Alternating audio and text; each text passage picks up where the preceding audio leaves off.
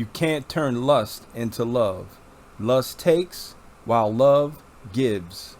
Blessed, happy, spiritually prosperous, favored by God is the man who is steadfast under trial and perseveres when tempted.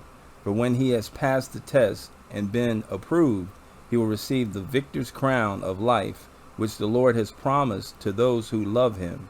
Let no one say when he is tempted, I am being tempted by God. For temptation does not originate from God, but from our own flaws. For God cannot be tempted by what is evil, and he himself tempts no one. But each one is tempted when he is dragged away, enticed, and baited to commit sin by his own worldly desire, lust, passion. Then, when the illicit desire has conceived, it gives birth to sin. And when sin has run its course, it gives birth to death. Do not be misled, my beloved brothers and sisters. James 1:12 through 16, AMP. Do not love the world of sin that opposes God and his precepts, nor the things that are in the world. If anyone loves the world, the love of the Father is not in him. For all that is in the world, the lust and sensual craving of the flesh, and the lust and longing of the eyes, and the boastful pride of life, pretentious confidence in one's resources or in the stability of earthly things, these do not come from the Father, but are from the world. The world is passing away, and with it its lusts, the shameful pursuits and ungodly longings. But the one who does the will of God and carries out his purposes lives forever. 1 John 2:15 through 17, AMP. It happened afterwards that Absalom, the son of David, had a beautiful sister whose name was Tamar. And Amnon, her half-brother, the son of David, was in love with her. Amnon was so frustrated because of his half-sister Tamar that he made himself sick, for she was a virgin, and Amnon thought it impossible for him to do anything to her. But Amnon had a friend whose name was Jonadab, the son of Shemaiah, David's brother. And Jonadab was a very shrewd, cunning man. He said, why are you, the king's son, so depressed morning after morning? Will you not tell me? And Amnon said to him, I am in love with Tamar, my half-brother Absalom's sister. Jonadab said to him, go to bed and pretend you are sick. And when your father David comes to see you, say to him, just let my sister Tamar come and serve me food, and let her prepare it in my sight, so that I may see it and eat it from her hand. So Amnon lay down and pretended to be sick. And when the king came to see him, Amnon said to the king, please let my sister Tamar come and make me a couple of cakes in my sight, so that I may eat from her hand. Then David sent word to the house for Tamar, saying, go now to your brother Amnon's house, and prepare some food for him. So Tamar went to her brother Amnon's house, and he was in bed. And she took dough and kneaded it, and made cakes in his sight, and baked them. She took the pan and dished them out before him, but he refused to eat. And Amnon said, have everyone leave me. So everyone left him except Tamar. Then Amnon said to Tamar, bring the food into the bedroom, so that I may eat from your hand. So Tamar took the cakes she had made and brought them to her half-brother Amnon. When she brought them to him to eat, he took hold of her and said, come, lie with me, my sister. She replied, no, my brother, do not violate me, for such a thing is not done in Israel. Do not do this disgraceful thing. As for me, how could I get rid of my shame and disgrace? And you will be considered one of the fools in Israel. So now just speak to the king about taking me as your wife, for he will not withhold me from you. But he would not listen to her, and since he was stronger than she, he violated her and lay with her. Then Amnon became extremely hateful toward her, for his hatred toward her was greater than the love which he had for her. And Amnon said to her, "Get up and get out." But she said, "No, because this wrong of sending me away is worse than the other that you have done to me." But he would not listen to her. Instead, he called his young man, who was his personal servant, and said, "Now throw this woman out of my presence," and bolt the door behind her. Now Tamar was wearing a long sleeve robe of various colors, for that is how the virgin daughters of the king dressed themselves in robes.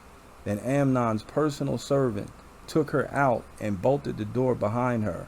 So Tamar put dust on her head in grief, and tore the long sleeve robe which she had on, and she put her hand on her head and went away crying out for help. So her brother Absalom said to her, "Has your brother Amnon been with you? But now keep silent, my sister. He's your brother. Do not take this matter to heart." So Tamar remained secluded in her brother Absalom's house. Now when King David heard about all these things, he was very angry, but failed to take any action. But Absalom did not speak to Amnon, either good or bad. For Absalom hated Amnon because he had violated his sister Tamar. Now it came about after 2 full years that Absalom had sheep shearers at Baal Hazor near Ephraim, and Absalom invited all the king's sons to a party. Absalom came to his father, the king, and said, "Behold, your servant has sheep shearers. Please let the king and his servants go with your servant." But the king said to Absalom, "No, my son, we should not all go, for we will be a burden to you." Although Absalom strongly urged David, still he would not go, but he gave him his blessing. Then Absalom said, "If not, then at least let my brother Amnon go with us." And the king said to him, "Why should he go with you?" But Absalom urged him again, and he let Amnon and all the king's sons go with him. Now Absalom commanded his servants, "Notice carefully when Amnon's heart is joyous with wine. And when I say to you, 'Strike Amnon,' then kill him. Do not be afraid. Have I not commanded you myself? And in doing so, have I not taken full responsibility for his death? Be courageous and brave." So the servants of Absalom did to Amnon just as Absalom had commanded. Then all the king's sons got up, and every man mounted his mule and fled. Now it happened while they were on the way back home that the exaggerated report came to David, "Absalom has killed all the king's sons, and not one of them is left." Then the king stood and tore his clothes and lay on the ground in mourning. And all his servants were standing by with their clothes torn. But Jonadab, the son of Shemaiah, David's brother, responded, "Do not let my lord assume that all the king's sons have been put to death, for only Amnon is dead.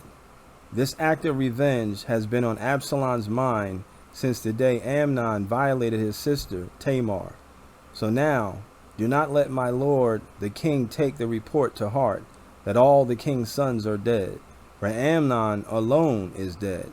Now Absalom fled, and the young man who kept watch looked up, and behold, many people were coming from the road behind him by the side of the mountain. And Jonadab said to the king, "Look, the king's sons are coming. It has turned out just as your servant said." And when he finished speaking, the king's sons came, and they raised their voices and wept. And the king and all his servants also wept very bitterly. But Absalom fled and went to his mother's father, Talmai, the son of Ammihud, king of Geshur. And David mourned for his son every day. So Absalom fled and went to Geshur and was there for 3 years. And the heart of King David longed to go to Absalom, for he was comforted regarding Amnon, since he was dead. 2 Samuel 13, 1 through 39, AMP. If I speak with the tongues of men and of angels, but have not love for others growing out of God's love for me, then I have become only a noisy gong or a clanging cymbal, just an annoying distraction. And if I have the gift of prophecy and speak a new message from God to the people, and understand all mysteries and possess all knowledge, and if I have all sufficient so that I can remove mountains, but do not have love reaching out to others, I am nothing. If I give all my possessions to feed the poor, and if I surrender my body to be burned, but do not have love, it does me no good at all. Love endures with patience and serenity. Love is kind and thoughtful, and is not jealous or envious. Love does not brag, and is not proud or arrogant. It is not rude. It is not self-seeking. It is not provoked, nor overly sensitive and easily angered. It does not take into account a wrong endured. It does not rejoice at injustice, but rejoices with the truth, when right and truth prevail. Love bears all things, regardless of what comes, believes all things, looking for the best in each one, hopes all things, remaining steadfast during difficult times, endures all things without weakening. Love never fails. It never fades nor ends. But as for prophecies, they will pass away. As for tongues, they will cease. As for the gift of special knowledge, it will pass away. For we know in part, and we prophesy in part. For our knowledge is fragmentary and incomplete. But when that which is complete and perfect comes, that which is incomplete and partial will pass away. When I was a child, talked like a child. I thought like a child. I reasoned like a child. When I became a man, I did away with childish things. For now, in this time of imperfection, we see in a mirror dimly, a blurred reflection, a riddle, an enigma. But then, when the time of perfection, we will see reality face to face. Now I know in part, just in fragments, but then I will know fully, just as I have been fully known by God. And now there remain faith, abiding trust in God and his promises, hope, confident expectation of eternal salvation, love, unselfish love for others, growing out of God's love for me. These three, the choicest graces, but the greatest of these is love. 1 Corinthians 13, 1 through 13, AMP.